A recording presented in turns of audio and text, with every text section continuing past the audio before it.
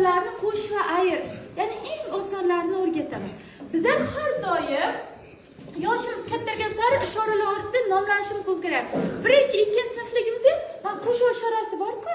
O'sha qo'shish, bunisini ayirish deb o'rganganman. Sal kattalashganimizdan keyin mana buni plus, bunisini minus deb o'rgandik. Endi yana sal kattalashyapmiz-ku. Mana bu plyuslarimiz bor-ku, buni musbat deb o'rganamiz.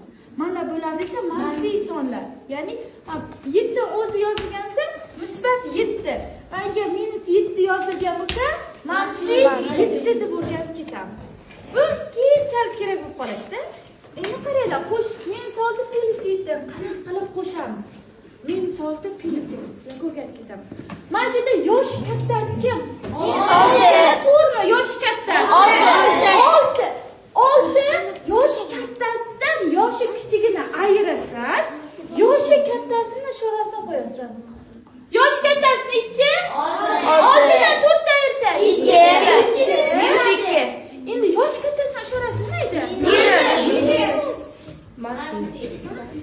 Minus 2 bo'lsa.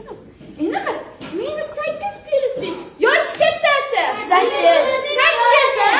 8dan nechini ayiramiz? 8dan 5 dan ayirsak 3. Endi ishorasi nima bo'ladi?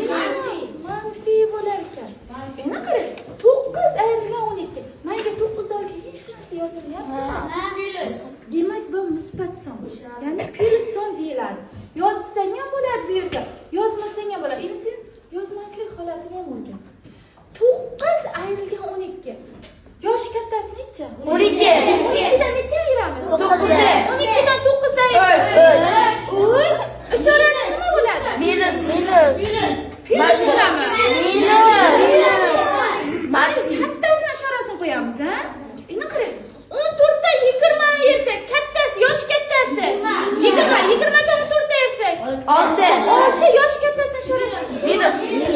Minus 6. Endi qaranglar. Ikkita bir xil holat bo'lib qoladi. Minus 3, minus 2. Minus 3 ming qarzlang bor edi. Yana minus 2 ming qarz olingan. Salarjon, necha qarz bo'ladi? Minus 5. Demak, ikkalasini ishorasi bir xil bo'lsa, manfiy 3 ga 2 ni qo'shasan. Nechi? 5 va ishora o'zi turaveradi. Tushundingmi?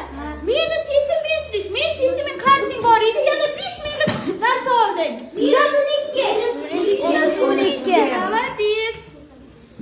Endi o'zimizni chaqaloqlar misoli. 12. Tushunarlimi?